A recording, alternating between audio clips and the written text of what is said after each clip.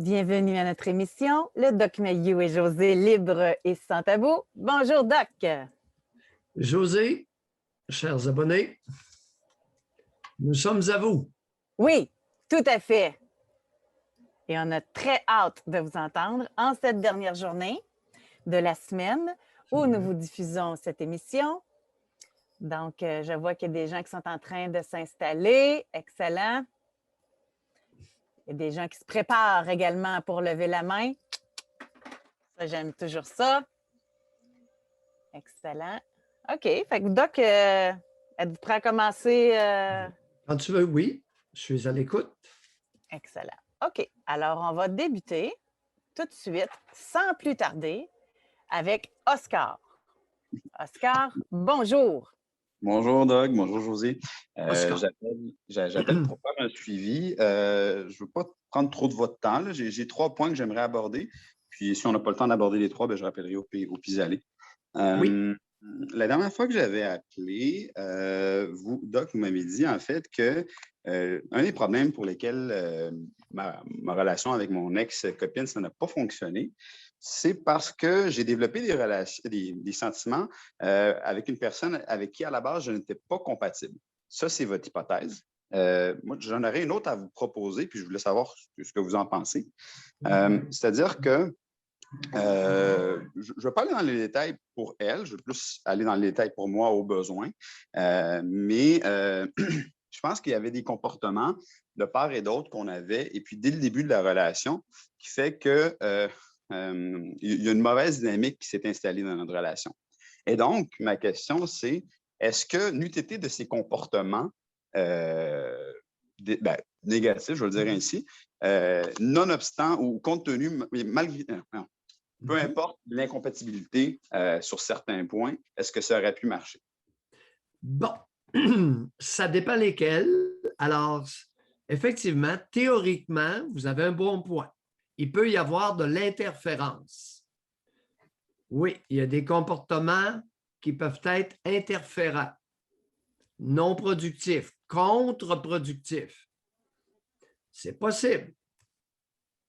Maintenant, la compatibilité, malheureusement, pour assurer la pérennité d'une relation, c'est-à-dire sa durée de vie, est un incontournable. OK. Alors, ceux qui veulent, il y a énormément de monde qui se sont essayés à défier la compatibilité. Le risque d'échec est très élevé. Alors, compatibilité au niveau intellectuel, émotionnel, sexuel et agencement de traits de caractère compatibles. Je comprends. OK. Vous pouvez défier une des trois, deux des trois. Maintenant, les risques d'échec. Non, ce n'est pas un échec, c'est la pérennité. Ben oui. Ça nuit, ça va interférer avec la durée, la pérennité. Et je suis le seul à affirmer ça. Ouais. La compatibilité. Le pourcentage dans la population, là, si on s'en tient juste au Québec, là, il ne doit pas être si grand que ça. Parmi ceux qui ont les 3, là. Les 4. Ben, Ça en prend 4. Intellectuel, émotif, sexuel. Et. Émotif, cœur, non? Oui, émotif, cœur. Oui. Okay. Sexuel. Et des traits de personnalité compatibles. Exemple, une frotteuse avec un gros malpropre. Ouais. Et elle n'aime pas. Elle n'aime pas la saleté que son gros malpropre apporte. Il n'y a pas de pérennité possible, là. Je comprends. Je caricature, mais il y a beaucoup de traits de caractère que, par contre, le gros malpropre avec une frotteuse qui aime le ramasser, pérennité assurée. OK. Je comprends. Oui, en résumé, ce que vous me dites, c'est un peu des deux. Donc, certains comportements ont pu nuire, mais malgré tout, l'incompatibilité, tôt ou tard, ça aurait pu se terminer, peut-être d'une meilleure façon, mais c'est ça. OK, je comprends. C'est plutôt tôt que tard. Plutôt tôt que tard. OK. Deuxième Allez-y. question. Oui. Vous parlez souvent des hommes qui pleurent et puis que c'est nécessairement des manipulateurs, pervers Non. narcissiques. Enlevez le mot nécessairement, ça ne vient pas de ma bouche, là. Ah, OK. Non. Les hommes qui pleurent trop facilement, trop souvent, OK. Je comprends. sont nécessairement des manipulateurs. Je comprends. Il faut Ben- soyons prudents parce qu'un homme peut pleurer parce qu'il a vraiment de la peine. Il y a des pertes objectales qui, pour un homme, peuvent l'amener à pleurer. Et généralement, je recommanderais aux hommes de pleurer discrètement. Je comprends. Pas devant les enfants, et Surtout. pas beaucoup plus devant un conjoint. OK. Je vous pose la question parce que Oui. je vais vous rafraîchir la mémoire au besoin, là, mais moi, je vous ai déjà appelé pour vous dire que dans l'enfance, j'ai eu pas mal de violences, autant physiques que psychologiques. Puis je ne sais même pas pourquoi je dis pendant l'enfance, mais ça s'est étiré jusqu'à l'âge adulte, tout ça. Oui. Et puis, je me souviens que, justement, quand je me chicanais avec ma génitrice, quand je n'étais plus capable, justement, la colère passait rapidement comme à la tristesse, comme je n'aimais pas ça, me confronter avec cette personne-là. Puis comme je vous dis, je pense que j'ai comme transposé cette sensibilité-là, ou je ne sais pas comment le dire, mais quand ça brassait trop avec mon ex, ça me faisait pleurer parce que je me dis, je ne veux pas perdre ça, puis j'aime pas ça me pogner avec quelqu'un que j'aime, tu sais. C'est ça l'affaire. Vous aviez pris un pli. Alors, avec votre génitrice, vous avez pris un pli réactionnel que vous avez conservé avec votre ex, mais qui vous nuit. Ben, je comprends. Honnêtement, il n'y a pas une femme qui va admirer un homme qui pleure trop facilement. Pas une. Non, il y a seulement les menteuses. Non, c'est sûr, mais ce que je veux dire par là, c'est moi j'avais vraiment de la peine, comprenez-vous? C'était pas pour. Non, mais Oscar, même si vous avez de la peine, la peine se vit dans son intérieur, dans son intériorité et dans la discrétion. OK. On n'étale pas sa peine. Je comprends. Mais est-ce que ça fait de moi nécessairement un manipulateur parce que j'ai de la peine quand j'ai un conflit avec quelqu'un que j'aime profondément? C'est ça ma. Non. Lorsque vous l'exprimez, lorsque vous vautrez dedans et l'épandez, surtout si vous avez des enfants, vous nuisez à l'évolution de vos enfants. Vous savez, il y a des doubles standards. Une femme qui pleure devant les enfants, c'est une chose. Le père qui pleure devant les mêmes enfants, c'est autre chose. OK, je comprends. Il y a des doubles standards. José, je ne sais pas, on n'a jamais parlé de ça. Je ne sais pas quelle est ta réaction là-dessus, mais pour moi, il y a un double standard évident. Puis, OK, troisième point, puis dernier, là, je vais le faire rapidement, la communication au sein du couple. Tu sais, la société va nous dire, c'est important de communiquer dans son couple, de dire les affaires qui marchent bien, qui ne marchent pas bien. Puis, moi, je l'ai pris, OK.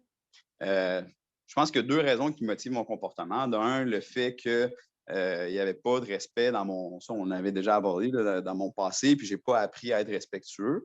Mais il y a aussi, puis croyez-moi pas, il y a aussi pas la conviction, mais la croyance sincère que tout peut se dire, surtout si c'est quelque chose qui nous agace, tant que c'est dit de la bonne manière. Je vais arrêter de tourner autour du pot, puis je vous avais déjà jasé, justement, moi,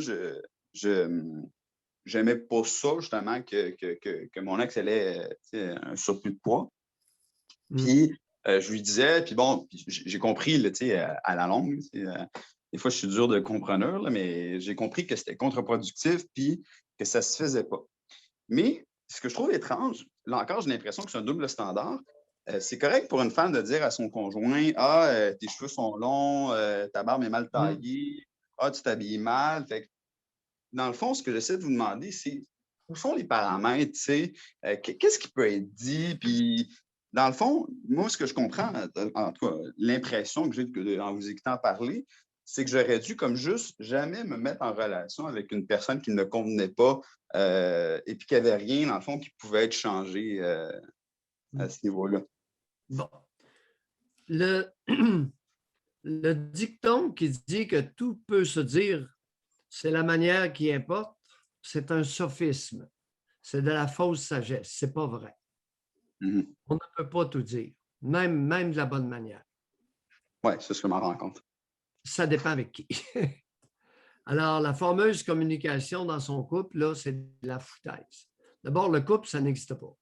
Il n'y a pas de communication dans le couple, il y a une communication entre deux ou plusieurs individus. Vous ne communiquez pas seul, ça prend une diade et minimalement, et d'autres personnes. Alors, tout peut se dire, ça dépend de la manière, là, il s'agit de le dire de la bonne manière. Arrêtez ça. Arrêtez ça, c'est un sophisme. C'est quelqu'un qui a parti ça à un moment donné et il y a eu une mouvance dans cette direction-là. C'est totalement erroné, erratique, contre-productif. Mais il y en a Alors, beaucoup. ça dépend. Retenez Oui, ce que vous voulez dire, Oscar, là, mais juste parce qu'on est dans le sujet, il y en a beaucoup de sophistes comme ça. ben Je oui. trouve dans les relations, puis dans les. Tu sais, la fameuse aussi, hey, moi, je me suis jamais couchée sans avoir dit je t'aime à mon conjoint. Moi, je peux pas me coucher si on est en chicane. Moi, c'est le secret. Hey, hey, hey. Sérieux, ça marche pas, cette affaire-là. Sophisme à Si, tour de là, bras. ton conjoint, il a manqué de respect envers toi, tu ne te coucheras pas sans lui dire je t'aime avant de te coucher. Tu sais, ça marche pas, là. Faut, moi, ceux qui réagissent comme ça, puis qui disent le secret de mon couple, c'est de m'être couché tous les soirs en lui disant je t'aime ou d'avoir réglé notre chicane. Moi, c'est ce que ça me sonne dans ma tête que c'est une femme qui s'est mise à genoux devant son conjoint pour acheter la paix. Ou qu'il l'a mis à genoux. Alors, c'est très puéril. C'est enfantin. Ouais. C'est enfantin. OK. Ça, c'est comme Tipouette avec sa mère. Mhm. Alors, non, c'est pas vrai. Tout peut se dire, là. Oh, oh, oh, oh. Oh, oh.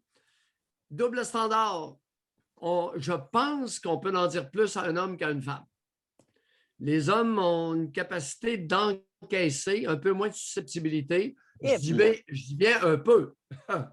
Un peu moins de susceptibilité que chez la moyenne. Si on prend des moyennes de groupe, ça se pourrait qu'il y ait une différence dans le niveau de susceptibilité.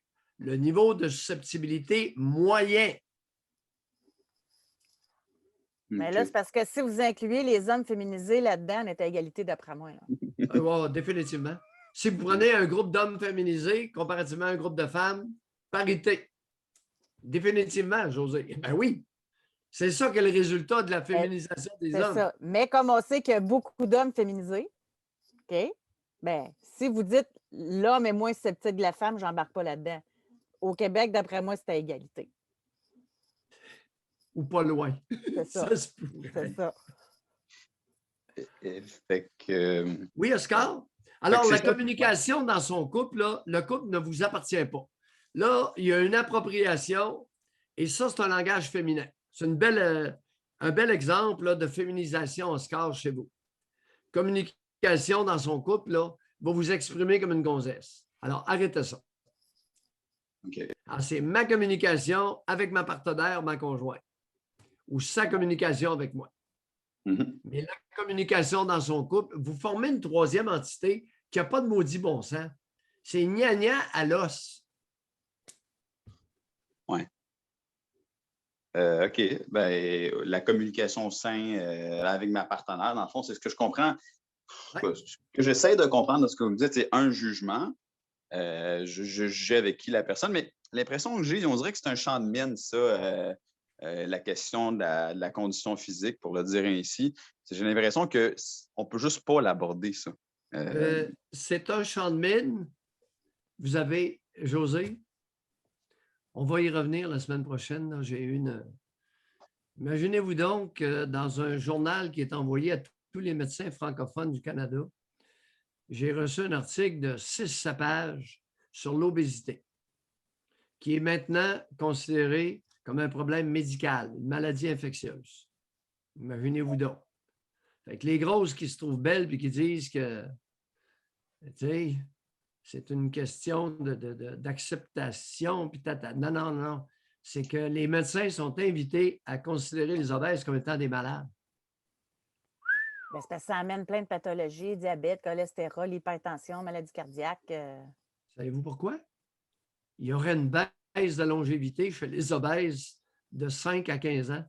Ils vont mourir 5 à 15 ans plus tôt que leur espérance de vie normale. Wow. Ouais. Ça va pas bien matin.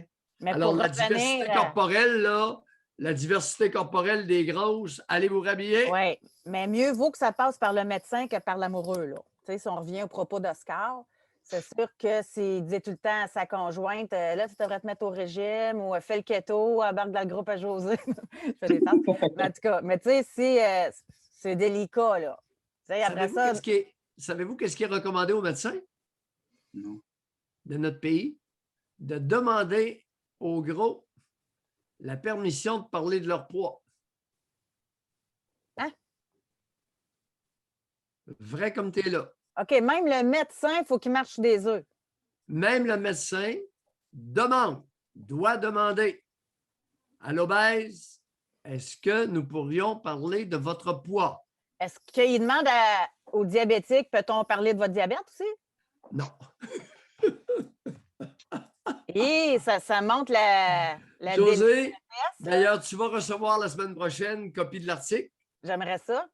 Oui, oui, oui, puis je vais le distribuer. Écoutez, il n'y a pas de secret là. C'est ce qui est on enjoint les médecins à considérer l'obésité non pas comme une diversité corporelle, mais comme une maladie. Ouais. Alors que lorsque vous demandez, Oscar, c'est un champ de mine, ben oui, c'est un champ de mine. À partir du moment où tu ne demandes pas à quelqu'un, est-ce qu'on pourrait parler de votre plaie? Non.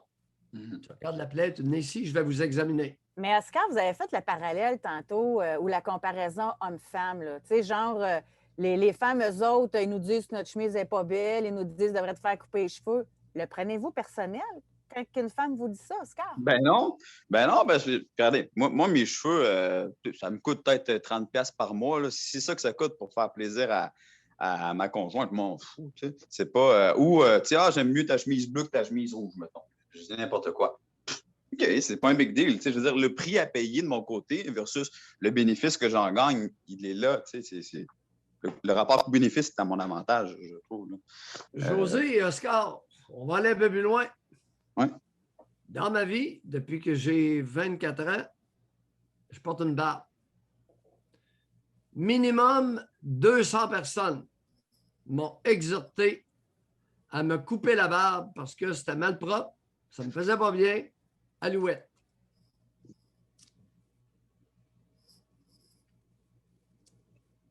Ben oui. Minimum. Puis le ton n'était pas suggestif. Il était impératif. Mais c'était du monde proche. Il inclut me faire dire « t'as l'air sale ». Mais c'était du monde proche, ça. De toute allégeance. Oui, c'est ça. Quand c'est du monde d'ailleurs, c'est pas grave, mais les proches, c'est de quoi qui se mêlent, tu sais. De toute allégeance. Des proches puis des moins proches.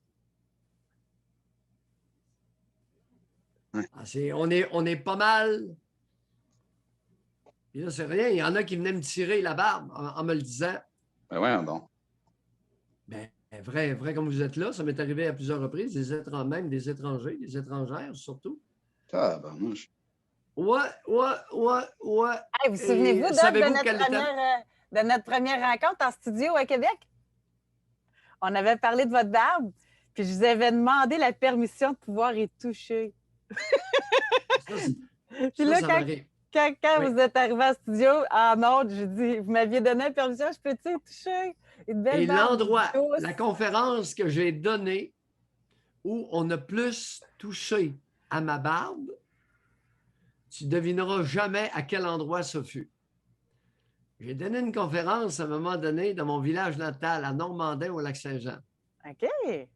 Et après, j'ai jamais oublié ça. Plusieurs femmes se sont approchées pour toucher ma barbe de mon village natal. C'est bon. Hein? Savez-vous qu'est-ce que j'ai l'habitude de répondre? J'ai pris ça lorsqu'une secrétaire m'avait tiré jadis naguère, parce qu'on avait un secrétariat avec plusieurs secrétaires, ça fait que ça va permettre de ne pas les identifier. Mais il y en avait une qui m'avait tiré un peu la barbe. Et là, écoute, devrait couper ça, c'est malpropre, ça. Alors, j'ai dit, ne touche pas. C'est un organe sexuel.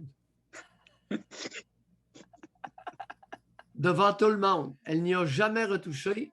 C'est bon. Et n'a jamais réaborté. Oui, parce que ça fait partie de mes caractéristiques sexuelles secondaires. Les femmes n'ont pas de barbe, c'est une caractéristique sexuelle qui apparaît à la puberté. Ça fait que moi, de me réfugier derrière, C'est bon. Vous savez, il y a mille et une façons de répondre à des balivernes. Alors, cher Oscar, est-ce que vous avez abordé vos 3 points de façon succincte et efficace? D'autres questions? Non, juste qu'on wrap up, résumer ce qu'on vient de se dire sur le 3e point. Ce que je comprends, c'est au final, ma compréhension, c'est un double standard. Par exemple, une femme peut dire à un homme, il me semble, tu bois trop de bière, tu as rendu qu'une bédaine, arrête ça. Oui. Et l'homme ne peut pas le faire. Puis OK, puis moi, je le prends comme un fait, puis je me dis, la prochaine fois, je vais essayer de développer une relation à long terme avec une personne.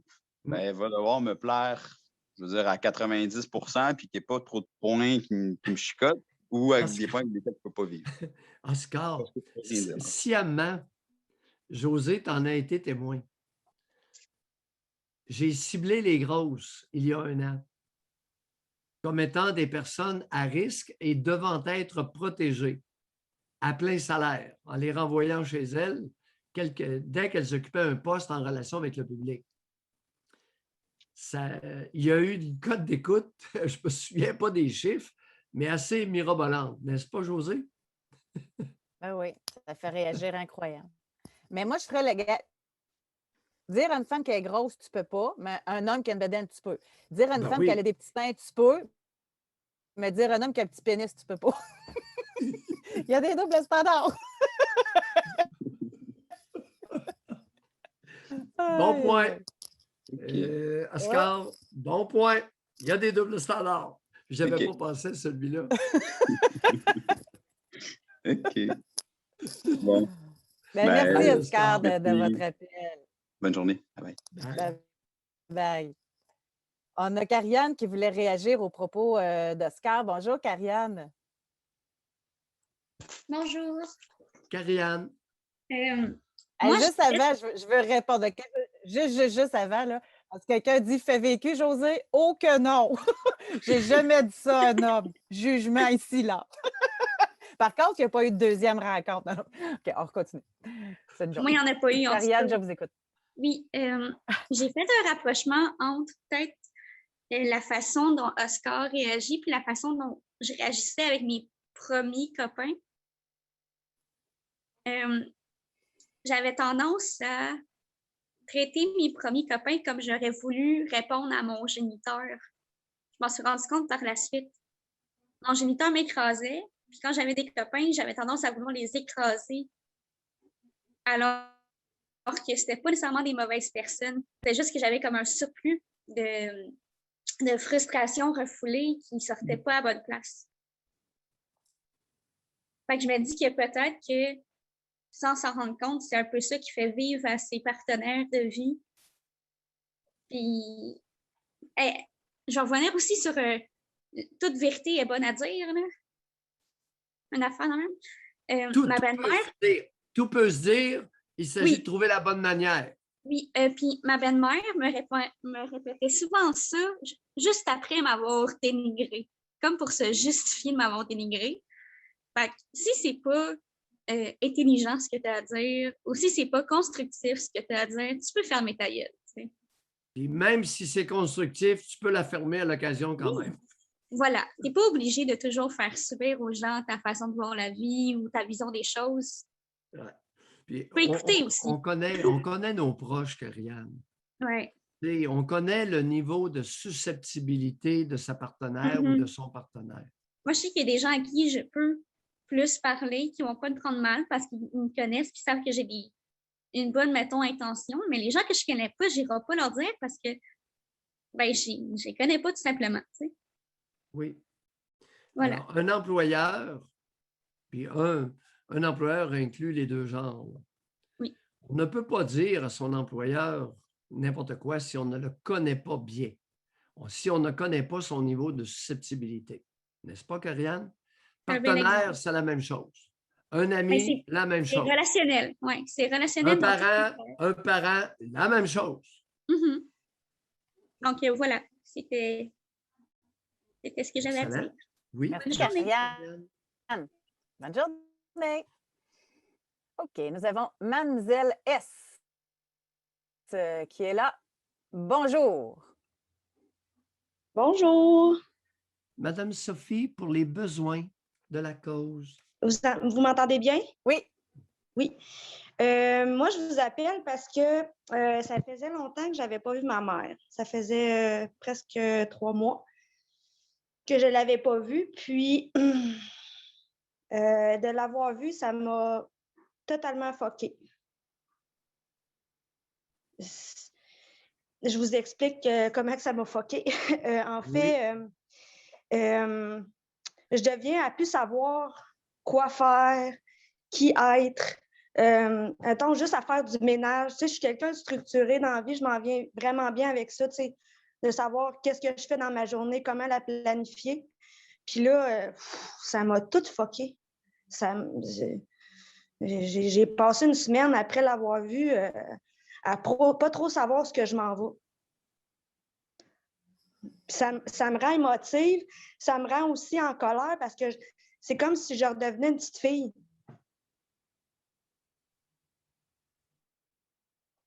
Puis, ouais, c'est ça, c'est comme si je redeviens une petite fille, puis que je n'étais pas correcte. Ouais. Je sais pas. Puis, la relation avec ma mère, ça se répercussionne beaucoup avec. Après l'avoir vue, ça se répercussionne avec mon entourage. En fait, mon chum, il me le dit. Il me dit que je suis allée voir ma mère parce que je commence à être plus agressive, que je réponds plus sec. Mais il me le dit, tu sais. Il m'appelle par son nom de famille. C'est pas long, le nom de famille à ma mère, fait que c'est pas long que je comprends. Mais on en rit, tu sais. Je veux dire, j'en ris, puis il en rit aussi. On ne monte pas jusqu'à l'escalade. Grâce à vous. Avant, on escaladait, mais là, il est capable de mettre ses limites et de dire hey, là, c'est assez. Fait que je suis capable de passer une belle journée.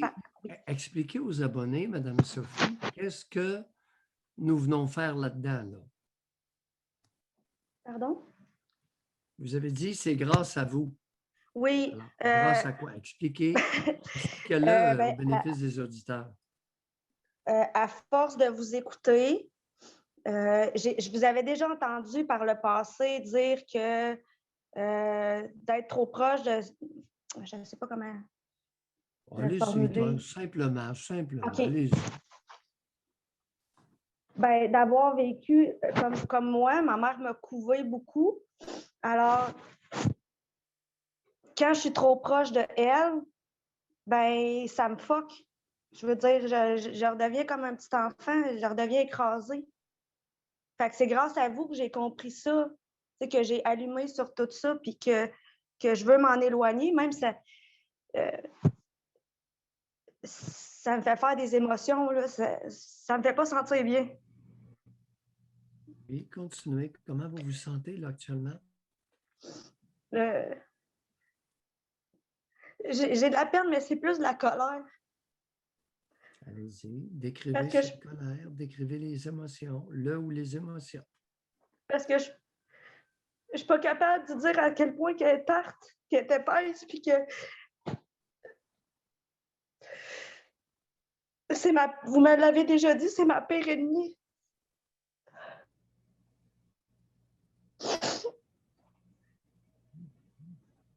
C'est ma pire ennemie. c'est comme si elle était tout le temps. Je vais prendre l'exemple sur Cendrillon. C'est comme ça, je me sens.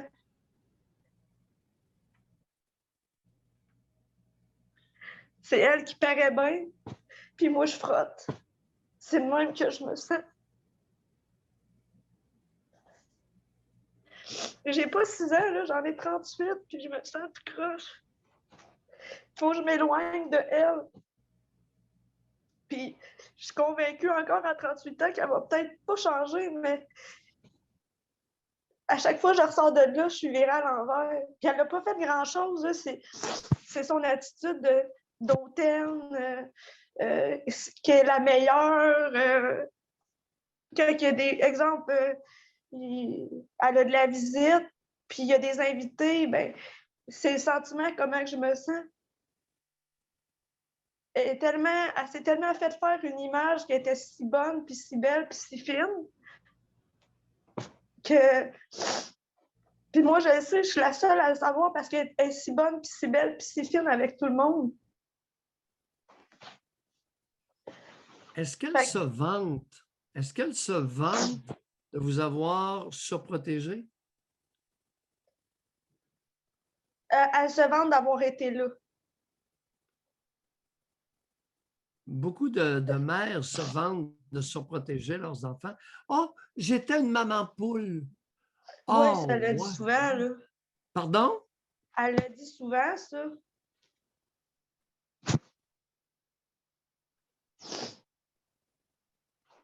Elle l'a dit vraiment souvent, ça. Puis, tu sais, moi, je vous l'ai déjà dit, là, j'ai dérapé, là. C'est grâce à vous que je suis revenue sur... que j'ai allumé, tu sais, dans ma vie. Puis, c'est comme si elle prenait les éloges qui étaient là quand j'ai dérapé, puis elle prend les éloges que vu que là, je suis devenue, c'est une façon de parler, que je gagne vraiment bien ma vie, puis que, tu sais, j'ai repris le droit chemin, là. Mais je suis pas capable de dire t'es un hostie de tarte, câlisse. Ça fait un bout que j'écoute le Doc Mayou, puis que même que j'y parle, puis t'es juste une crise de com'. Je suis pas capable.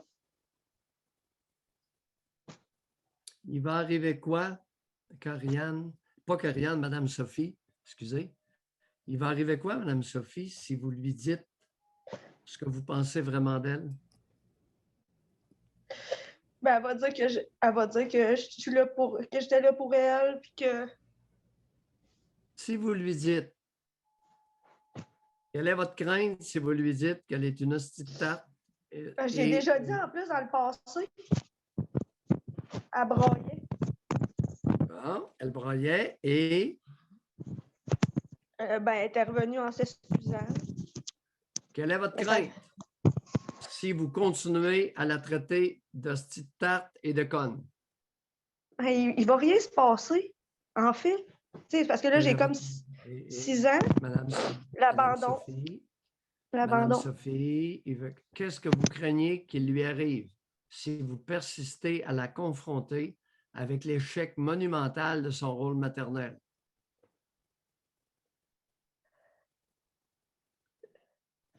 Ben, elle va retomber malade. Oui, continuez. Elle va retomber malade. Ouais, elle a eu 2 cancers du sein. Ouais. Et elle va vous en attribuer la cause.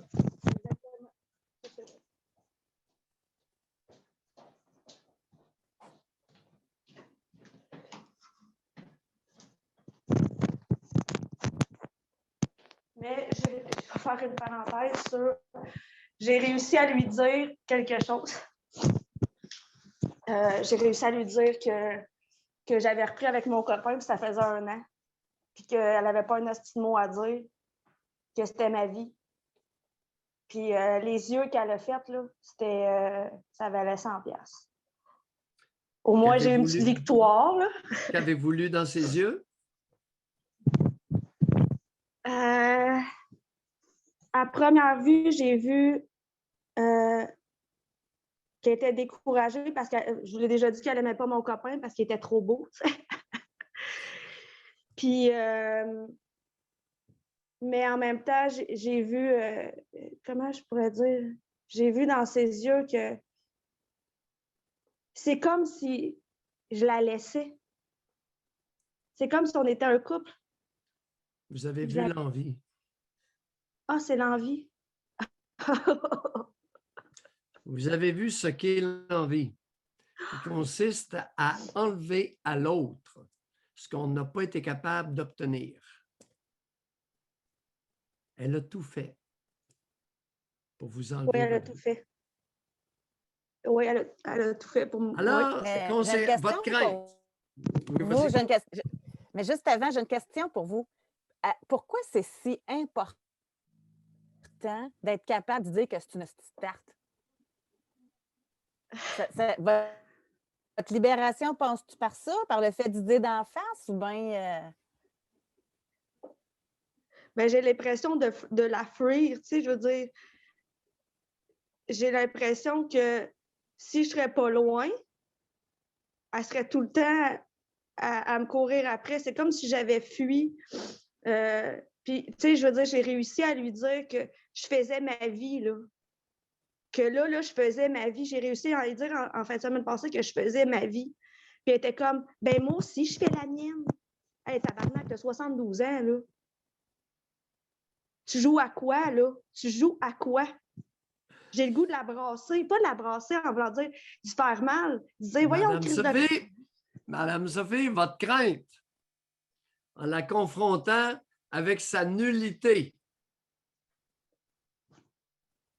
Vous avez commencé à dire que vous craignez qu'elle retombe malade de ces 2 cancers du sein. Ouais. Quoi d'autre?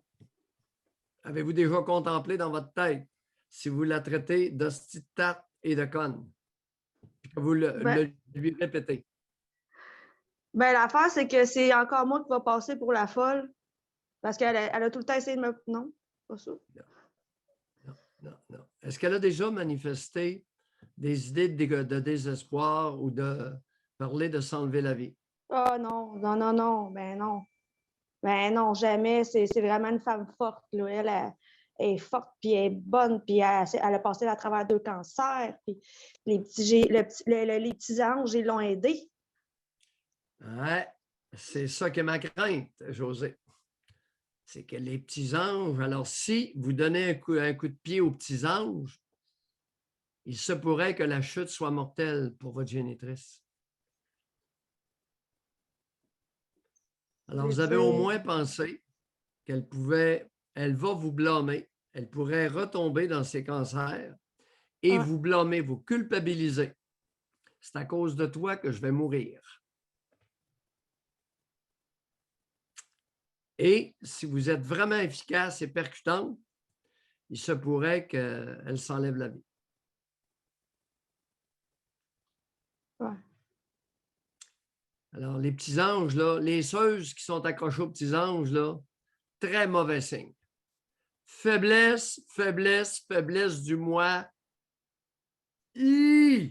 Grande faiblesse du moi. Il y en a une maudite gang, particulièrement chez les femmes qui sont accrochées aux petits anges. Je vous en ai parlé la dernière fois que je vous ai appelé, là, les 2 bonnes femmes, là, ma mère puis l'autre, c'est la seule affaire qu'ils font. Là. Ils remettent tout dans les mains des anges. Puis tu as une bonne étoile. Puis, oui, regarde. Alors Sophie, c'est que dans le cas de la bonne femme de 72 ans, je déconseille régulièrement à beaucoup de monde qui me demande mon avis de les confronter. Dans votre tête et dans un échange avec nous autres, vous pouvez la traiter d'hostie de tarte et de conne, mais de là, aller la convaincre qu'elle était absolument nulle à chier comme mère, non, déconseillé. Okay. Vous savez, quand un cheval est à terre, c'est pas le temps de le fouetter pour qu'il tire la charrette. Ça, c'est de la ruralité mayousienne. Fait que je continue à faire la rusée, puis j'essaie de m'éloigner le plus possible. Ouais, l'hypocrisie, ça a sa place. Ouais. Mais c'est parce J'ai qu'à jamais dit chaque fois... que l'hypocrisie était toujours mauvaise. J'ai jamais dit ça. Oh non, je commence à l'habituer. À m'habituer, ça fait du bien. Ça fait du bien de faire son hypocrite avec elle. Mais c'est juste que ça me... Mais on ressent un besoin d'empowerment. Tu sais, on ressent un besoin oui. de... c'est ça, de reprendre le pouvoir, de reprendre. Oui. Reprendre du pouvoir. Reprendre le pouvoir de votre vie. Ouais, ben c'est ça, tu sais. La Fait que- surprotection, là, les mamans en poule, vous êtes des ordures. Vous avez écouté Mme Sophie? Vous savez ce que je veux dire. Alors, venez surtout pas vous vanter d'être une maman poule. Puis les papas poules, ben, c'est encore pire. Ouais. Vous êtes aussi des ordures. Oh, c'est méchant de dire ça. Ah! Ouais. 5 minutes Mais- dans le coin, là. Mais merci, en tout cas, ça m'a fait du bien juste de me Merci pour votre défouler. appel, Sophie. Merci. Merci, bonne journée. Merci. On ne peut pas tout dire. On ne peut pas tout dire. Non. Vieille bonne femme de 72 ans, 2 cancers, est accrochée aux anges. On la laisse accrocher là parce que c'est mieux qu'elle soit accrochée aux anges qu'elle s'accroche avec une corde. En 2 mots, on choisit le moindre.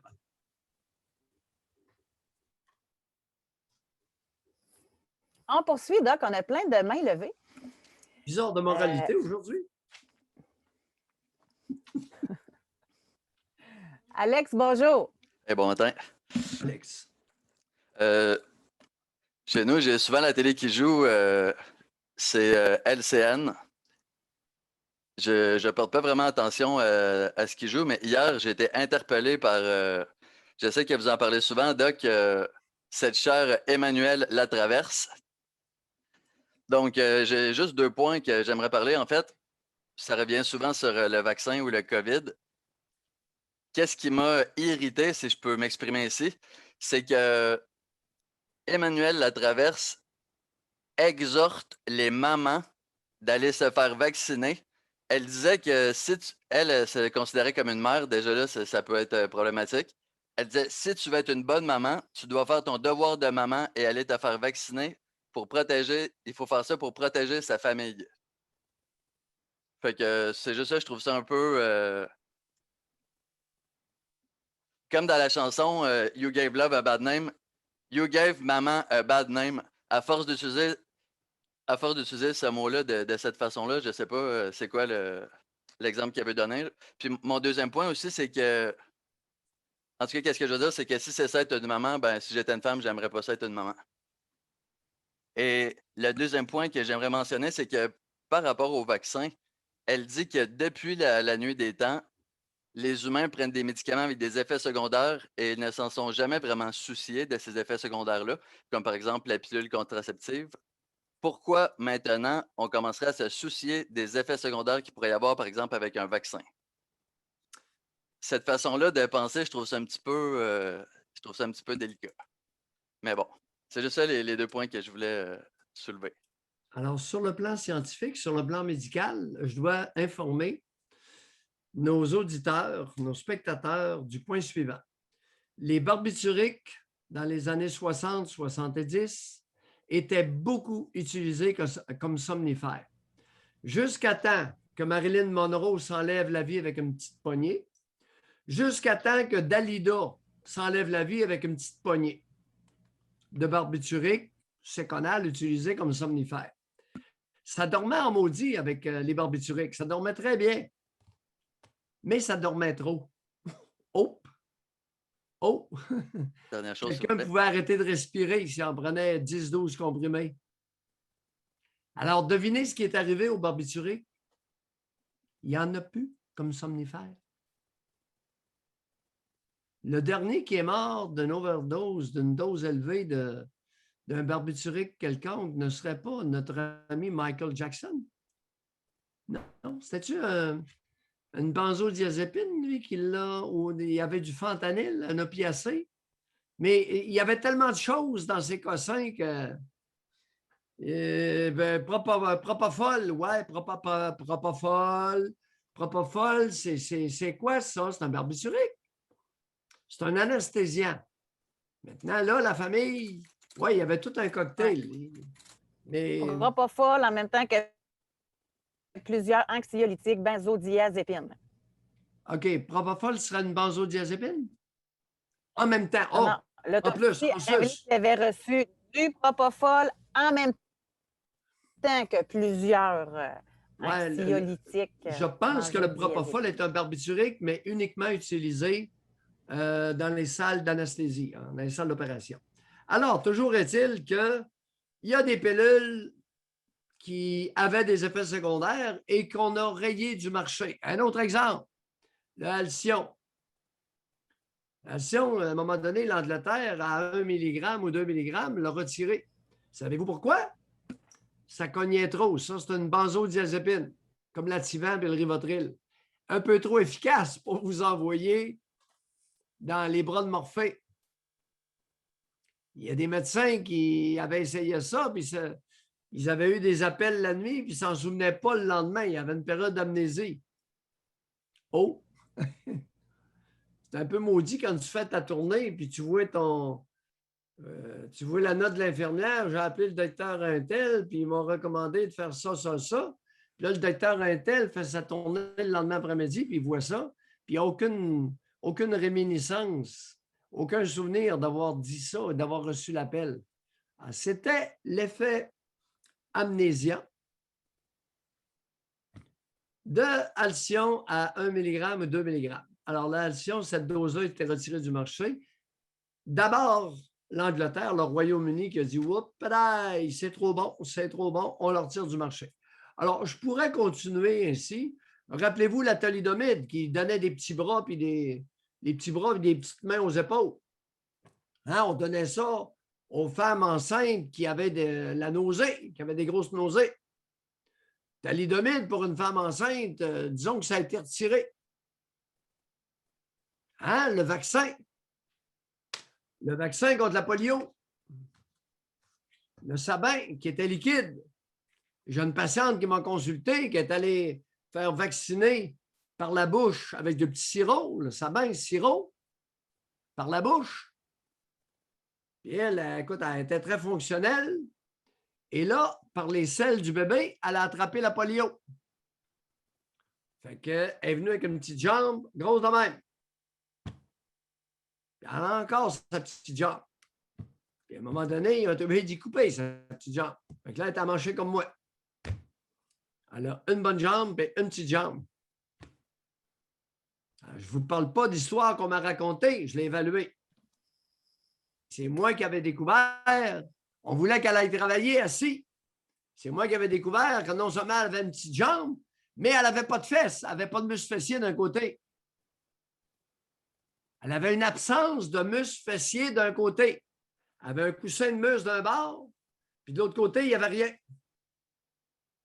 Après 1 heure assise sur une chaise de bois, comment elle se sentait d'être assise sur son os? Le neurologue était descendu de Québec pour témoigner qu'il l'avait examiné, puis était number one pour aller travailler. Il a voulu me battre. Un peu plus, on se battait au Delta. Ha! C'est parce que j'avais dit qu'avec le genre d'examen qu'il avait fait, il ne devrait pas sortir de la ville de Québec. C'est sûr que je ne suis pas fin. Il voulait me crisser de voler. Hey, j'étais en béquille, j'ai dit viens-t'en. Vrai comme vous êtes là, à l'hôtel Delta. Alex, pensiez-vous craquer le doc de même, Alex? C'est tant mieux. Alors là, non mais, écoutez, les pilules, les vaccins, toutes sortes d'affaires. Il y en a beaucoup qui ont été retirés. Excusez-moi. Aussi, Emmanuel Latraverse parlait avec Amir Kadir et elle vantait la grande connaissance qu'on avait par rapport au COVID. Elle voulait rassurer la confiance. On a des panels d'experts ils connaissent presque tout de A à Z du virus. On est en train de le contenir. Puis là, tu voyais Amir Kadir qui dit « Un instant, c'est pas vrai. On a des experts, c'est vrai, on est capable de connaître un virus, on est capable de l'étudier, mais ça prend plusieurs années, ça prend beaucoup d'informations, de statistiques. On n'a pas ça présentement. Donc là, les experts sont obligés de travailler avec peu de temps Puis là, ça va affecter leur efficacité de pouvoir maîtriser ce virus-là. Fait qu'il a dit, c'est juste ça que je trouve d'avoir une si grande contradiction qui est présentée à la télé. Elle nous invite à avoir confiance, puis que presque de façon aveugle. Puis Amir Kadir, il fait wow, un instant, c'est pas qu'est-ce que tu viens de mentionner, c'est pas tout à fait exact. En tout cas, Alex, oui. la nouvelle de la journée, momentanément, vous me réconciliez avec Amir Kadir. Ben pour vrai, si c'est possible, je sais pas si ça coûte comment, c'est quoi ses honoraires, mais pour certains sujets, dans un débat respectueux, pour discuter de certains points, je crois que ce serait une personne qui serait très appropriée à avoir dans l'émission. Même si ce serait peut-être pour un 10 minutes, on pourrait lui poser, faire un petit échange rapide, respectueux. Après ça, on coupe la ligne. Merci, bonsoir. On le remercie. Mais je crois que ce serait un grand apport à notre émission pour vrai.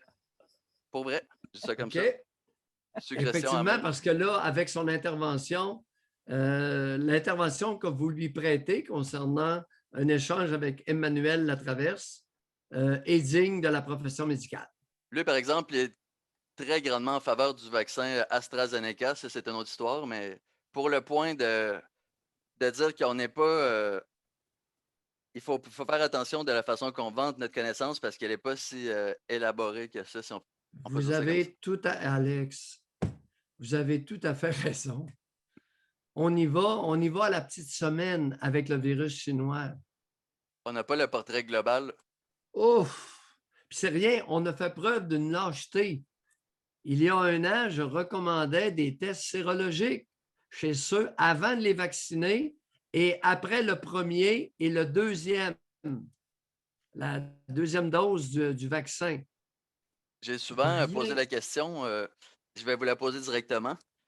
Peut-être que c'est une question de coût, mais pourquoi est-ce que j'ai déjà entendu parler de ça, qu'il y avait des tests salivaires?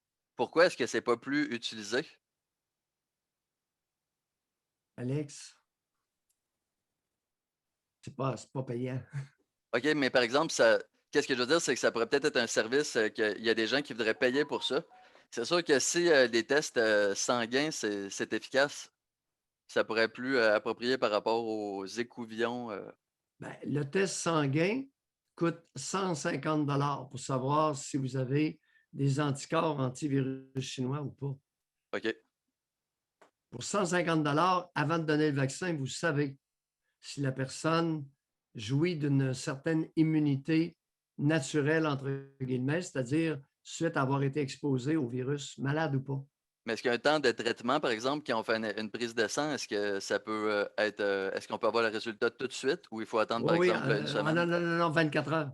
OK, c'est quand même assez Pour le rapide. test sérologique, je sais, je l'ai fait il y a 3 semaines Parfait. avec un de mes clients. Et le laboratoire Biron appelait le client 24 heures après. Intéressant. Alors, on ne jouera pas à cachette, c'est le laboratoire privé Biron. Ben, des fois, ça serait Merci, mieux de payer Alex. puis d'avoir les résultats tout de suite. Oui. Merci, Alex. Merci à vous. Libre et On sans attend tabou. Amir. Merci. Lâchez-vous. Oh, excusez, Oui. excusez. OK. Attends un petit peu, là. Là, écoute, les propos J'ai coupé le rapportés, suite. les propos rapportés par Alex OK, juste concernant finir la Amir. phrase, Alex. Non, j'ai dit on invite Amir. OK. C'est bon. Ouais, Ça va. dépendamment des sujets. Mais par on rapport pourrait à être ça, le d'accord. vaccin, là, avez-vous remarqué quelque chose? Puis j'en parle parce que vous n'êtes pas sur les réseaux sociaux, là. Mais là, il y a une vague. OK? Une vague de je suis allée me faire vacciner, je me prends en photo, tu mets ça sur Facebook. Moi, je suis bon. Moi, je protège. Moi, un peu dans le même sens, là, je suis une bonne mère de famille. Là, c'est rendu la mode là, sur Facebook. Aussitôt que quelqu'un reçoit son vaccin, il se prend un selfie, je suis vacciné. Et vous? Là, c'est spécial, je trouve, comme. Alors, le problème est dans l'affirmation, pas dans le geste. Le problème est dans l'affirmation je suis vacciné. Non, j'ai eu une première dose. Il va arriver quoi dans 4 mois lorsque je vais recevoir la deuxième?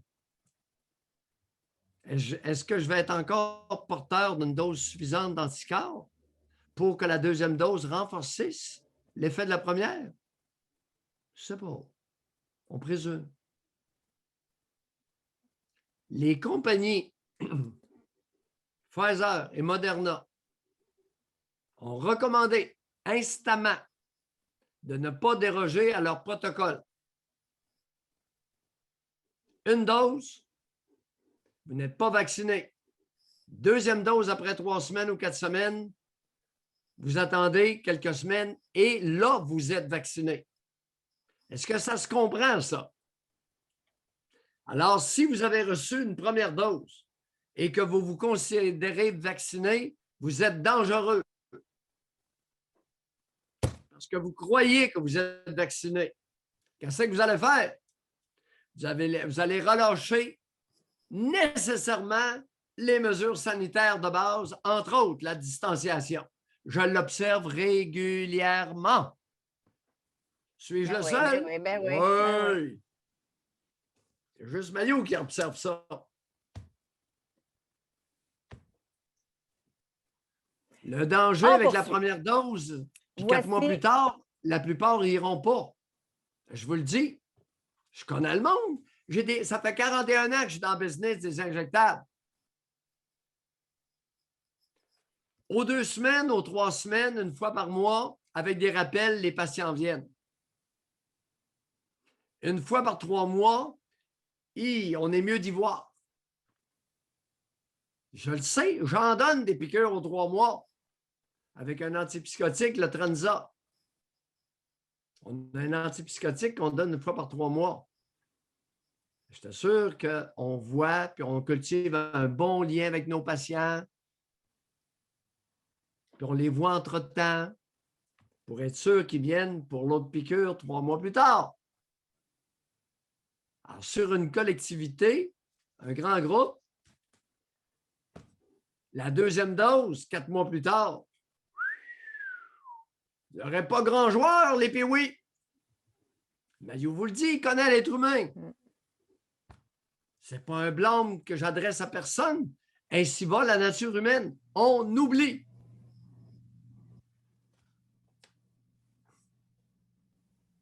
Je me tais. Voyons, aujourd'hui. Les gens se sentent protégés avec la première dose. OK, Doc, on va donner le privilège de la parole à Camille maintenant. Bonjour, Camille. Camille, une fois, 2 fois, 3 fois. Oh, Camille est là. Bonjour. Je suis un peu essoufflée, j'étais en train de m'entraîner. Oh! OK. Et quelle est la partie de votre corps que vous entraînez? Bon. Tout en même temps. Dites le fessier. Entre autres, je vous avoue. Allez-y, on vous écoute. J'appelle pour vous parler d'une mauvaise habitude que j'ai, qui est d'arracher la peau de mes doigts avec mes dents. Puis je suis tellement tannée de faire ça. Je fais ça depuis que je suis enfant. Puis oui. Je ne suis pas capable d'arrêter. Du moment que je suis un peu stressée, ça revient. Des fois, j'ai les doigts au sang, puis je trouve ça dégueulasse. C'est comme de l'autocannibalisme, je ne sais pas trop. Puis mon stress est beaucoup relié aussi à une sorte de trouble alimentaire. Oui. Dans le fond, moi, j'ai vraiment... j'essaie d'avoir une alimentation vraiment contrôlée. Là. Je note tout ce que je mange, je note tous les exercices que je fais. Mais aussitôt que... Environ une fois par mois, ça m'arrive que je perds le contrôle puis que je me mets genre à binger. Là. Puis je mange... je peux comme manger comme frénétiquement pendant plusieurs heures jusqu'à temps que je peux comme plus manger. Puis par après, la honte que je ressens, c'est tellement intense. Je me mets comme à scraper mes doigts, puis pour compenser, ben, dans les jours qui suivent, habituellement, je passe 3 jours à jeûner, où je bois juste de l'eau. Puis, puis j'essaie d'éviter les interactions sociales le plus possible parce que je me sens trop mal. Puis au bout de 3 jours, je me sens mieux, puis je peux reprendre ma vie normale. Puis je suis vraiment comme tannée de ces patterns-là qui me suivent depuis longtemps. Puis je suis beaucoup comme dans l'introspection ces temps-ci. Votre émission m'a aidée pour ça. j'ai comme, en réfléchissant, j'ai comme des souvenirs du passé qui remontent. Puis j'ai peut-être comme ciblé des pistes pour m'aider à comprendre d'où ça vient, ces comportements-là. Oui. Je ne sais pas si ça vous intéresse. Ben oui, ben oui, je vous écoute. Allez-y, continuez, vous faites bien ça. OK, c'est un peu stressant. Moi, dans le fond, moi, j'ai un grand frère qui est de 8 ans mon aîné. Puis quand j'étais enfant, je l'admirais. Je buvais ses paroles. Je voulais lui plaire. Puis j'ai un souvenir de moi puis lui dans une cabane en couverture qu'il avait fait pour moi. Puis il faisait noir, mais j'ai l'image de lui qui tient quelque chose dans ses mains tout près du sol puis qui me dit sus, sus. Puis dans mon souvenir, je disais non. Puis je pense que je suis sortie sans rien faire, mais c'est vraiment flou comme souvenir, puis j'arrive pas à vraiment savoir si je l'ai fait ou pas. Puis ça vient avec une autre scène qui s'est passée après. C'est moi dans le bain avec mon autre frère qui a le même âge que moi. Donc à ce moment-là, on avait les deux, genre peut-être 7-8 ans. Puis je lui confie qu'est-ce qui s'est passé avec notre plus grand frère. Puis lui, sa réaction, ça a été de crier Maman! Camille a fait ça. Puis à ce moment-là, j'ai vraiment l'image de ma mère qui se pointe dans le cadre de porte avec ses yeux gros, mais vraiment intimidants, comme fâchée, ou je sais pas trop c'est qu'est-ce qu'elle ressentait. Puis moi, j'ai eu tellement honte à ce moment-là, je me suis comme recroquevillée, puis j'ai dit non, non, c'est pas vrai, j'ai tout inventé ça. Puis ma mère a répondu, ben franchement, invente pas des histoires de même. Puis elle est partie. Puis j'ai comme un autre flash par après de mon grand frère qui me ramène dans la cabane en couverture, puis qui me dit ce que tu as dit à notre frère, c'est pas vrai, tu as tout inventé ça, c'est dans ta tête. Puis je me souviens de savoir comme si c'était comme si qu'il essayait de m'hypnotiser, tu sais.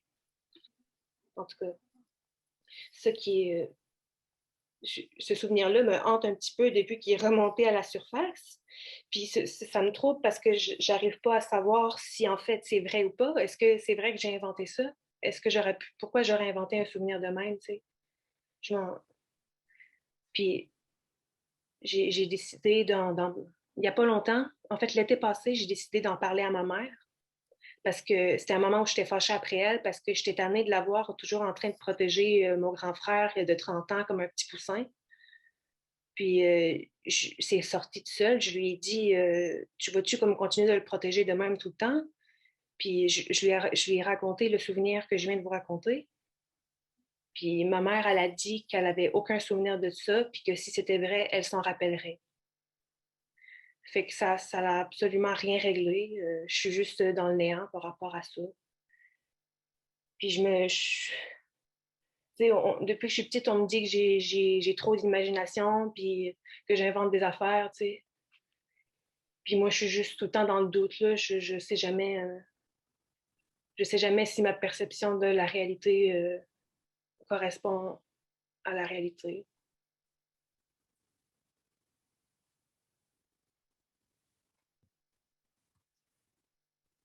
Puis je sais pas à quel point ça peut avoir rapport avec moi qui mange mes doigts, là. Quel rapport y aurait-il, Camille? Quel rapport pourrait-il y avoir?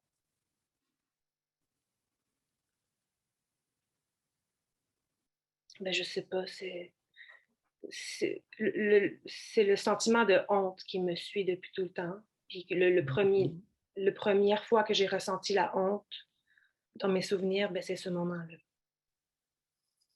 Puis un deuxième moment, en fait, je vous ai appelé hier sous un autre nom. J'ai fait référence à ce moment-là de ma mère qui me dit, qui vient me voir dans ma chambre pour me dire, je me souviens de ces paroles, mais encore là, est-ce que j'invente? En tout cas, je me souviens de ces paroles. Elle m'a dit, tu sais, ma fille, je t'ai toujours dit que si un jour tu pouvais manger ce que tu voulais, mais que si tu deviens grosse, m'a te le dire. Puis aujourd'hui, ben, je trouve que tu commences à avoir des grosses fesses. Fait qu'il faudrait que tu fasses attention. Il faudrait qu'on fasse attention. Il me semble qu'elle parlait au on comme si que cette affaire-là nous englobait, ou je sais pas trop. Puis elle me disait ça d'une voix toute douce, tu sais. Puis à ce moment-là, encore une fois, j'ai ressenti tellement, j'avais tellement honte de moi. J'avais toujours comme mangé joyeusement. J'ai toujours aimé manger, puis j'ai été encouragée par ma mère là-dedans. Mais à partir de ce moment-là, wow, Vous j'avais des... aviez quel âge? Je pense que j'avais 8 ou 9 ans. C'était 8-9, ouais, que vous un avez peu mentionné après. hier. Ouais. Oui, un peu après l'épisode avec mon frère. Et vous nous avez dit que vous étiez toute mince, mais vous aviez les. C'est vous qui aviez les fesses rondes. Ouais, c'est ça. Mhm. J'ai jamais eu de problème de poids, mais je pense Bon. que... Camille, d'après mes calculs, vous auriez 23 ans. Est-ce que je suis dans l'ordre? Oui, c'est ça. 23 ans, parce que votre frère, l'année passée, avait 30 ans, donc il y a 31. Vous avez 8 ans de moins, ça vous ferait 23. Bon, ceci étant dit, vous avez mentionné que votre frère, qui était 8 ans plus vieux, quand vous étiez petite, vous l'admiriez, vous buviez ses paroles. Oui. Vous êtes-vous demandé comment se fait-il que vous l'admiriez tant, ce cher grand? Je le voyais comme un guerrier. Mais c'était un subterfuge, puis je le sais aujourd'hui. C'est un faux Est-ce guerrier. que c'est un guerrier ou c'est un pleutre maintenant? C'est un pleutre. Aujourd'hui, je le vois d'un très mauvais œil, puis j'ai du mépris pour lui. Camille! Ah, c'est pas grave, on reprend ça pareil. Comment se fait-il que vous l'admiriez et que vous buviez ses paroles lorsque vous étiez jeune? Mais c'est un bon parleur. Il m'a toujours... oui.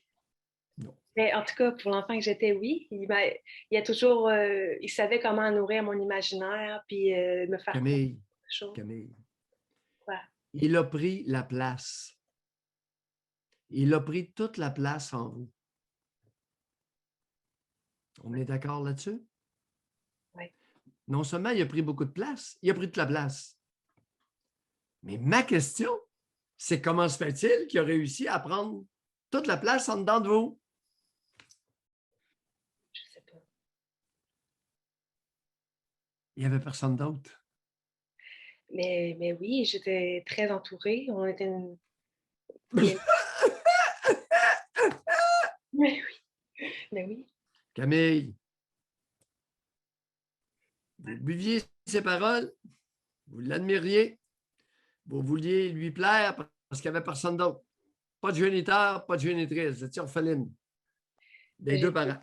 J'aurais du mal à vous donner raison, là, parce que mes parents ont toujours été là. Hey, ça ne marche pas. Ça ne marche pas. Vous ne pouvez pas avoir deux parents compétents, raisonnablement compétents, et être à quatre pattes devant votre grand frère. Mais non, ça ne marche pas. Puis que le grand frère prenne toute la place dans votre intériorité. Mais non. Ça fait trop de monde à la messe. La seule raison pour laquelle votre grand frère a pris toute la place dans votre intériorité, c'est qu'il n'y avait personne d'autre qui occupait la place qu'ils auraient dû occuper. Ça se peut que je délire. Je ne sais pas s'il prenait toute la place, là, mais en tout cas, c'est clair que peut-être que mes parents, ben, surtout ma mère, elle avait tendance à se voiler la face puis à faire comme si rien ne se passait. Bon, on va y arriver tranquillement. Ça va nous prendre du temps, mais on va y arriver, Camille. Il nous reste 20 minutes. Orpheline. Orpheline des deux parents. Orpheline des deux parents, des deux géniteurs qui sont deux parents incompétents. Le grand frère, lui, la petite, elle a des maudites belles fesses. Ouais. Elle a des belles lèvres en plus. Hein? Ouais. On est d'accord? Ouais. Ouais. Ouais, puis le grand frère, il aime bien ça, aller s'amuser dans le noirceur avec elle.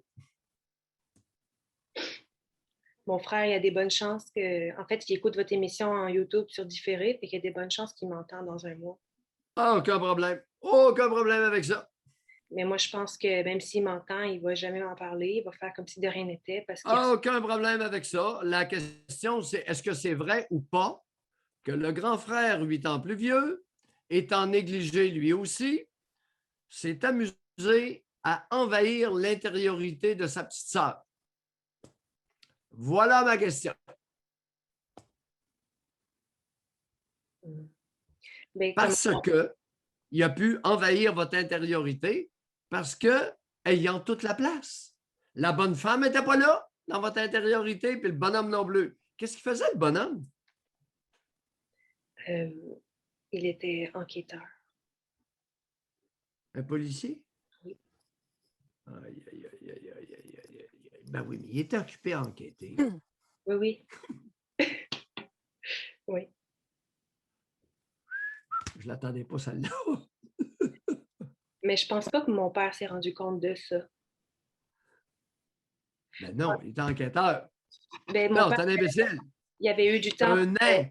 Un imbécile. Ben non, c'est un enquêteur. Il s'est pas rendu compte de rien. C'est un enquêteur, Camille. Il enquête. C'est vrai. Oh, vous venez de réaliser aujourd'hui, soudainement, quelle profession? C'est un enquêteur. Comment un enquêteur peut-il ne rien voir de ce qui se passe à la maison? Impossible! Autrement, il serait un parfait imbécile. Et surtout avec sa petite fille. Il est formé pour voir clair. Habituellement, les enquêteurs sont très perspicaces, Camille. Ouais, puis, Ben oui, autrement, il n'est pas un bon enquêteur. Messieurs les policiers, on vous rend hommage, je ne suis pas sarcastique, là. Un bon enquêteur est un individu légèrement parano, légèrement méfiant et très perspicace. Il voit à travers. Ouais. Camille, je pense que la bouchée va être assez grosse pour un matin. Ouais. Mais en tout cas, je ne veux jamais pouvoir savoir la vérité. Pardon? Je ne veux jamais pouvoir savoir si je fabule. Un momento. Okay. Écoutez, vous avez seulement 23 ans. Il va s'en passer des affaires. Lâchez pas le morceau. À un moment donné, on va peut-être avoir des indices. Est-ce que votre mère a exercé une profession quelconque? Ou si elle s'est pris le beigne une partie de sa vie? Elle a eu une garderie à la maison pendant longtemps. Ouais. Ouais.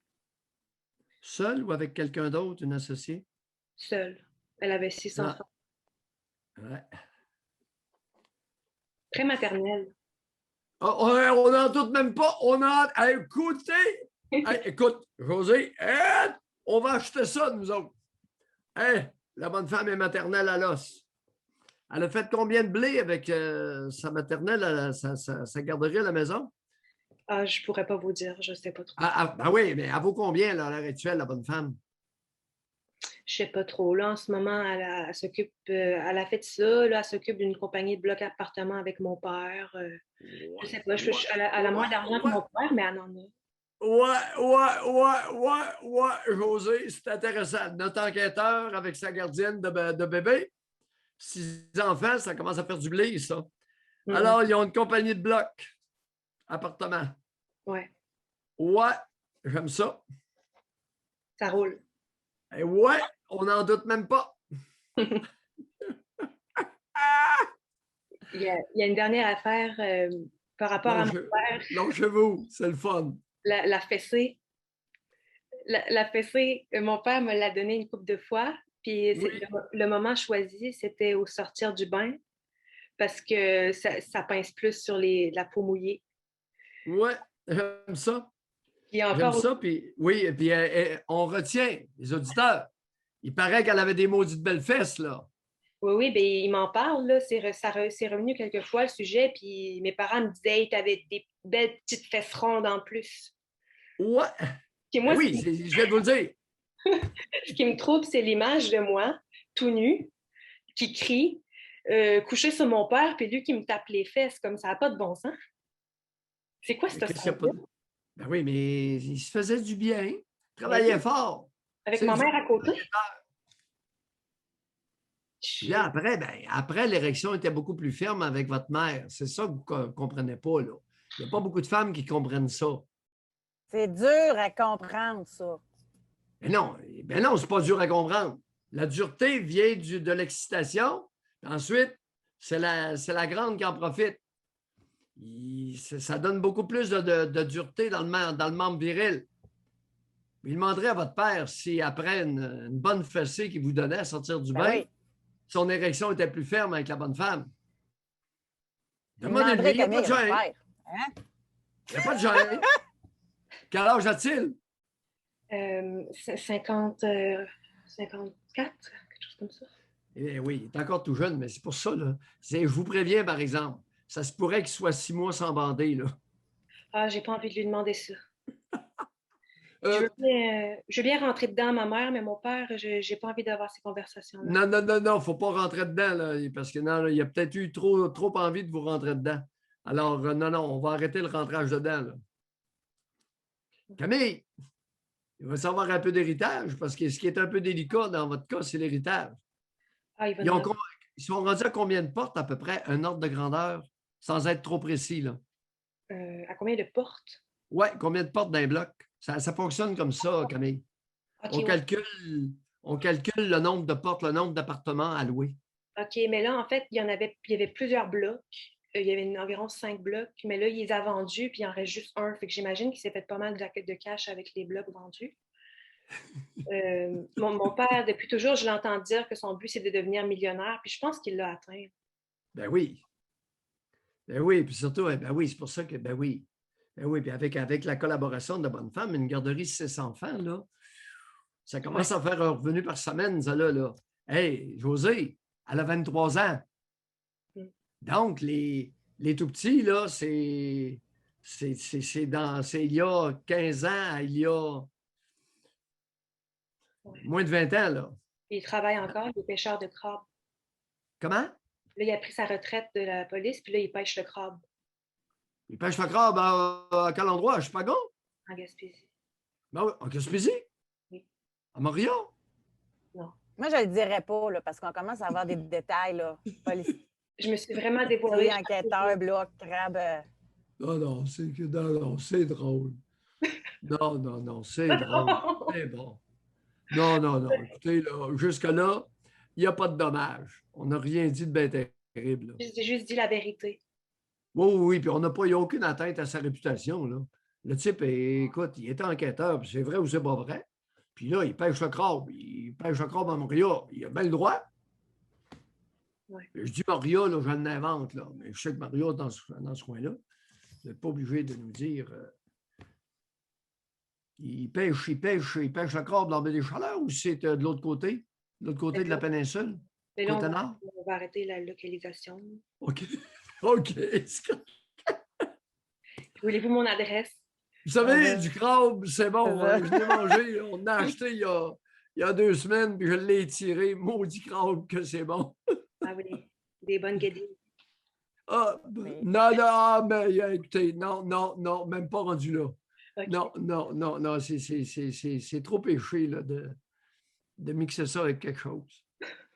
Quel aliment subtil, le crabe. Oui. C'est d'une subtilité, là. C'est unique. C'est unique, le crabe. Alors, et je le dis sans aucun sarcasme, je le pense vraiment. C'est un produit, je ne sais pas qui a créé ça, le crabe, mais j'aime beaucoup le homard, mais le crabe, là, aïe, aïe, aïe. Ouais. Excellent, Camille. On va remettre ça. OK. On va remettre ça. Puis non, vous n'êtes pas allé trop loin. Puis non, votre frère a beau écouter. Il a beau écouter. Puis votre père, ben, les fessées, il les a donnés ou il les a pas donnés? Bah. C'est ça. C'est pas dans les années 50, là. Vous avez 23 ans, puis vous aviez 5-6 ans, j'imagine. 5, 6, 7 ans? Entre quel âge et quel âge, là, les fessées? Ah, ouais, ça doit être autour de ça, là. Avant, 5, avant 10 ans, c'est sûr. oui, 5, 6, 7, 8, entre 5 et 8, là. Ouais. C'est peut-être pour ça que ma mère a voulu que je perde des fesses, là. Elle trouvait que c'était trop intense. Oui, La fesse. oui. Oui, Et c'est le prétexte qu'il utilisait qui est très habile. Il va les frapper mouillés. Ouais, Il ça va fait- les frapper mouillés, ça fait plus mal. Aïe, aïe, aïe, aïe, aïe. Très bonhomme. Mais il n'est pas le seul, ça peut vous rassurer. Il y en a, ils ont chacun leur rituel. Ouais. Chaque homme, chaque père, chaque géniteur qui donne la fessée à sa fille a son petit rituel. Fait que lui, il a le sien. Il n'y a rien de bien spécial là. Mais toujours est-il que les deux étaient très occupés. Ils n'ont pas occupé intérieurement la place de parents dont vous aviez besoin. Ça, ce n'est pas de la diffamation, ça peut être un fait. C'est pas, tu sais. Ils ont des Hein? torts, mais ils ont été bons aussi, là. On le verra lors de ça. Moi, j'ai un faible les héritages. On verra ça dans... Malheureusement, Juste je qu'ils serai plus sont sur jeunes mon- encore. Oui, ben c'est ça l'affaire. Camille? Macéré? Oui. Un certain temps, un mois ou deux, et rappelez-nous, c'est extrêmement intéressant Ben, merci parce que beaucoup. rejoignant beaucoup de monde. Bye, Camille. On va avoir le temps, Doc, pour un dernier rappel. D'après moi, là, il est déjà 11h52. Donc, on va parler avec Chantal. Attendez juste un petit peu, Chantal. Je vais enlever le nom de famille. OK. Bonjour, Chantal. Oui. Chantal. Moi, j'ai jasé avec ma mère, comme Dr Mayou m'a suggéré de le faire. Je l'ai écouté plus qu'autre chose.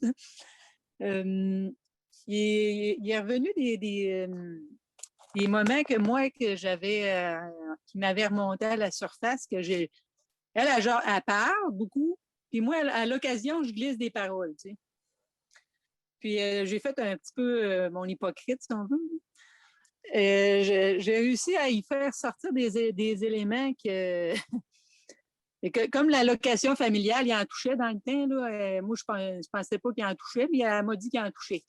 Puis elle me disait aussi que c'était censé servir pour le bien-être des enfants. Puis moi, j'en ai profité pour y en toucher un mot.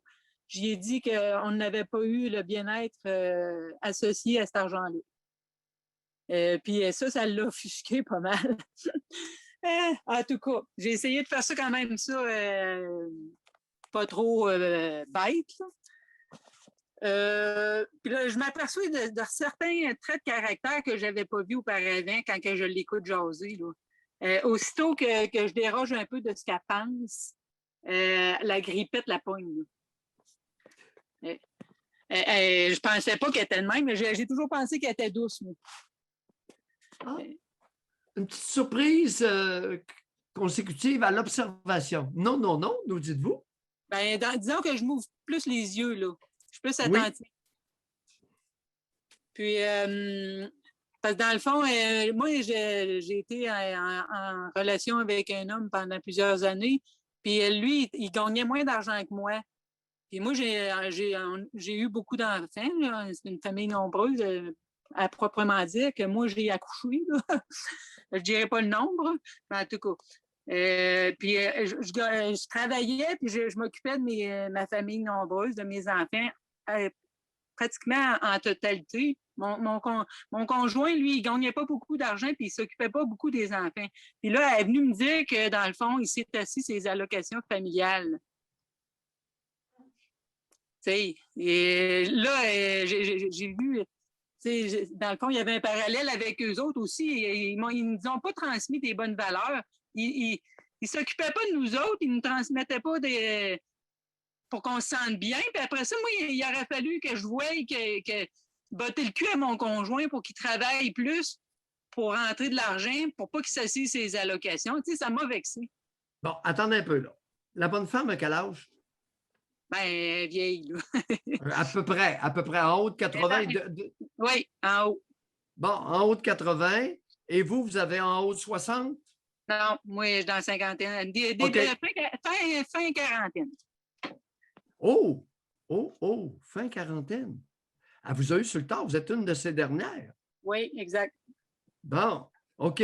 Et sans dévoiler le nombre de vos enfants, plus que 8 ou moins que 8? Moins que 8. Bon, OK. Est-ce que vous vous rappelez, dans les bonnes années, avant qu'ils aient 18 ans, quel était le montant d'allocation familiale par mois que vous touchiez? Par mois? Ben oui, c'est au mois que c'est versé. Oui, attends un peu, j'essaie de me rappeler. Un ordre de grandeur, cher. Ben, je pense que ça devait être autour de 5... Un peu. Là, il m'en reste une à la maison, là, en bas de... Non, lorsqu'ils étaient tous en bas de 18 ans, là, le ouais. montant maximal par mois que vous avez touché avec les enfants qui avaient moins de... Par année, je pense qu'on allait chercher 20 000. Oh, plus que ça. En tout cas. Bon. C'est pour ça que j'aime bien. La plupart ne le savent pas. Je ne vous blâme pas. Je pense que dans ma pratique, j'en ai frappé 2 qui savaient combien elles avaient par mois. OK. 20 000 par année, ça se peut. Ça se peut aussi. Mais ça me surprendrait. On en a une qui écrit elle pour 3, c'est 1 000 en ce moment. Il y en a une qui vient d'écrire ça. Ouais. Ben, ça dépend beaucoup des revenus qu'on gagne aussi. Regarde ça. Oui. Hein. Oui. Et là, vu que mon ex, moi, il ne gagnait pas bien d'argent, ça affectait ça. Oui, mais vous en gagnez. Oui, mais pas tant non plus. Je n'avais pas un revenu tant élevé que ça. Là. Ça fait que dans quel domaine vous œuvriez? Agriculture. OK. Alors, on s'en va où, là, avec nos skis? Vous avez écouté la bonne femme. La grippette la pogne. J'aime beaucoup votre expression. La grippette la pogne lorsque vous n'êtes pas trop d'accord avec ses niaiseries. Oui, mais comment dire qu'il y a des situations que je suis en train de vivre actuellement qui l'affectent plus que moi. C'est au niveau monétaire, là, va falloir que je vais avoir besoin de son aide financière. Puis là, dans le fond, c'est comme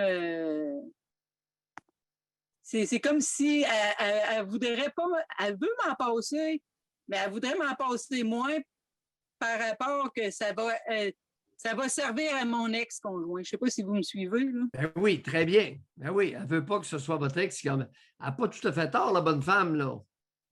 Oui, mais d'un autre côté, si moi je veux régler le dossier, j'ai comme pas le choix d'abonder dans ce sens-là. Sinon, je vais être collé dans une situation assez fragile, là, je sais pas. Oui, êtes-vous bien conseillé? J'ai une certaine idée, là, puis là, vous, dans votre cas, il ne faut pas trop en dire parce que ça pourrait être utilisé contre vous en cours. Là. Aïe. Vous êtes en démarche? Oui. En démarche judiciaire, là, avec le père de vos enfants? Oui. Combien de pères pour les enfants? 1. OK. Il y a le père de toute la gang. Et les enfants réagissent comment? Est-ce qu'il y en a qui sont de votre bord, de son bord, contre vous, pour vous? Ben, la majorité, j'en ai au moins 3 qui sont de mon bord, puis j'en ai 2 que je ne le sais pas parce qu'ils sont avec le père. Ben oui. Et je les vois très peu, là. Oui. Ce serait surprenant qu'ils soient de votre côté. Et puis là, vous voulez régler quelque chose. Embarquez pas dans les détails, là, parce que là, vous avez besoin de l'aide de votre mère. Oui. Ouais. Ben, écoutez, je vais vous encourager à continuer d'être un peu hypocrite avec la vieille. Alors, c'est le matin de la moralité éperdue de Maillot. J'incite les auditrices à être hypocrites. Si c'est Hypocrite. dans le sens de votre intérêt, qu'est-ce que vous voulez qu'on fasse? Ben, j'ai comme pas le choix. Là. Ouais. Ben, j'ai Oui, pas le c'est choix, mais en même temps, être au courant, là, j'ai pas menti sur rien. Là. Non, on a très bien compris. Alors, vous l'écoutez, vous continuez à l'écouter, pas trop l'offusquer. Ouais, c'est Parce ça. que maintenant que vous savez qu'elle est grippette, ben, Ouais. pour ceux qui n'ont pas compris, grippette, c'est susceptible. On en a parlé en début d'émission. Alors, la susceptibilité, là, on ne dit pas n'importe quoi à n'importe qui. Merci, N'importe Chantal. Et bonne Bye. chance. Au revoir. Merci. Merci, Chantal. Ouais. I peut être délicat. Très. L'hypocrisie peut avoir sa place. En partie. En majorité, en totalité.